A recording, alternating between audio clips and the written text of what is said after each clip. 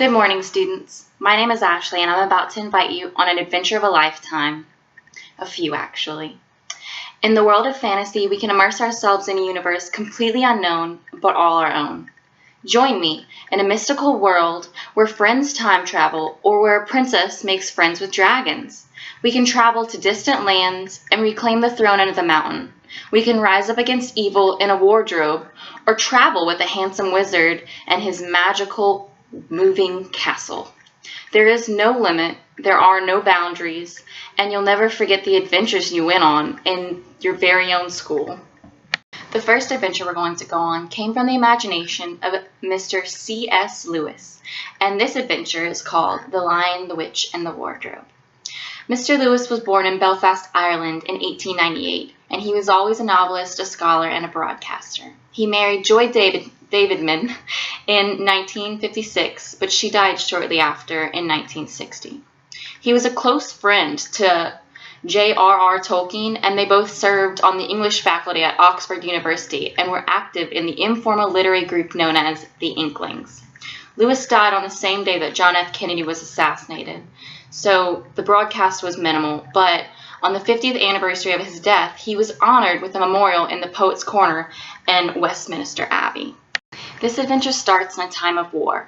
4 siblings are sent to the countryside during the evacuation of London in World War II. It is here that the siblings discover a magical wardrobe that transports them to the land of Narnia, a wondrous land with talking animals and an evil witch who freezes all of Narnia all year round. And as Mr. Tumnus says, it's always winter, but it's never Christmas. Our next adventure is called A Wrinkle in Time, and it comes from the imagination of Miss Madeline L. Ingle. She was born in New York City in 1918. In her youth, she preferred writing stories and poems to her schoolwork, and this was reflected in her school grades. But whenever she moved with her parents to the French Alps at the age of 12, her writing flourished. She later moved back to the U.S., where she would eventually meet her husband and have 3 children and run a general store. She also wrote over 60 books. A Wrinkle in Time brings us to a world quite like our own, or so it seems. We will travel through time with a high school girl and her brother and their friend in desperate search of the kid's father. On the way, we will battle evil and travel to planets unknown. I will now read you an excerpt from A Wrinkle in Time that will leave you wanting more. Without warning, coming as a complete and unexpected shock, she felt a pressure she had never imagined, as though she were being completely flattened out by an enormous steamroller. This was far worse than the nothingness had been. While she was nothing, there was no need to breathe. But now her lungs were squeezed together so that although she was dying for want of air, there was no way for her lungs to expand and contract to take in the air that she must have to stay alive. This was completely different from the thinning of atmosphere when they flew up the mountain and she had to put the flowers to her face to breathe. She tried to gasp, but a paper doll can't gasp. She thought she was trying to think, but her flattened out mind was as unable to function as her lungs. Her thoughts were squashed, along with the rest of her. Her heart tried to beat. It gave a knife-like, sideways movement, but it would not expand. If that excerpt doesn't have you on the edge of your seat or wanting more, then I think I have a couple of things that might spike your interest a little more. Our next adventure, The Hobbit, comes straight from the imagination of J.R.R. Tolkien.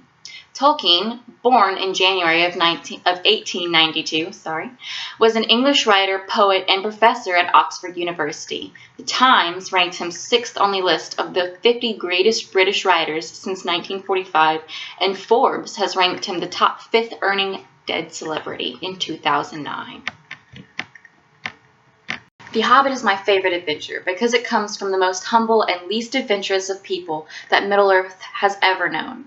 We will travel with a wizard, dwarves, and a burglar across many dangerous and foreign lands, all without a handkerchief, I might add, so we can reclaim the throne under the mountain and unfathomable wealth that has been meticulously guarded by a greedy dragon.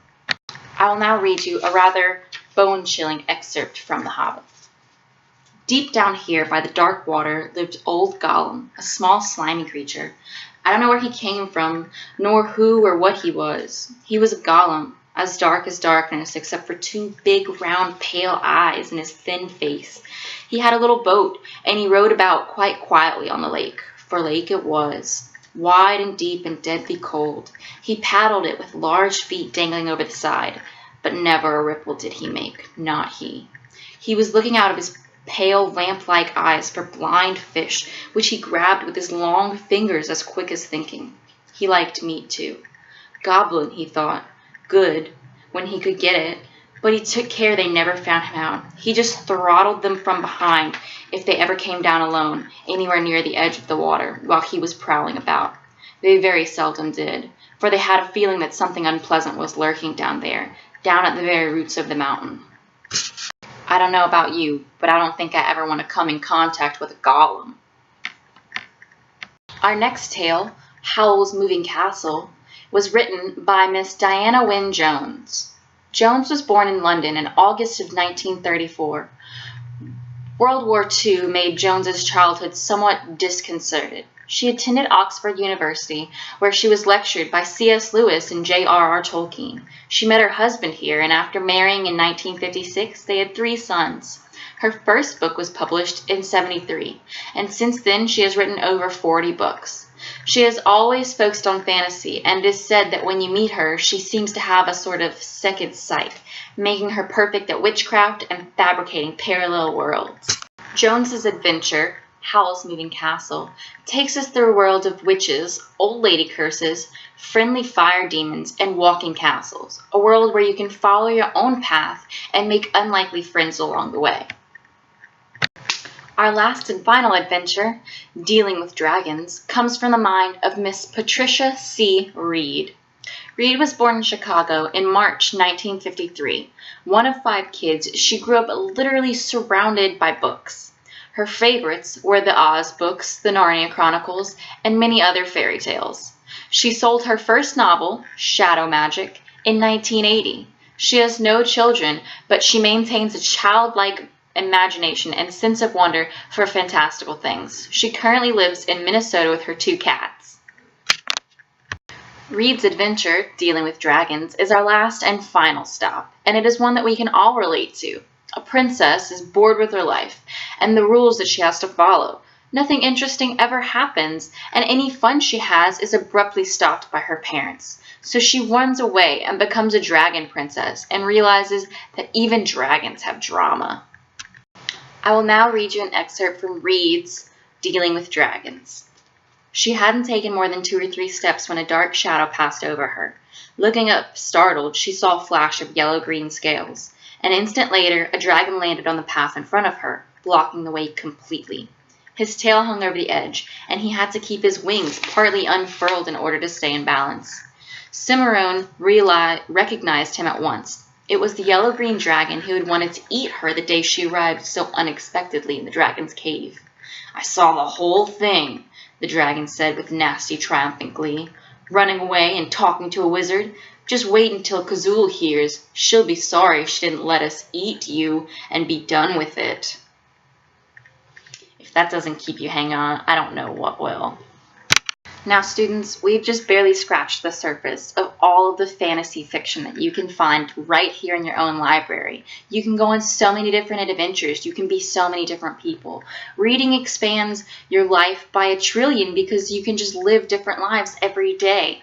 You can battle wizards or become a wizard. You can battle dragons or be their best friend. You can immerse yourself in a world filled with trolls and dwarves and elves and all kinds of fantastical creatures.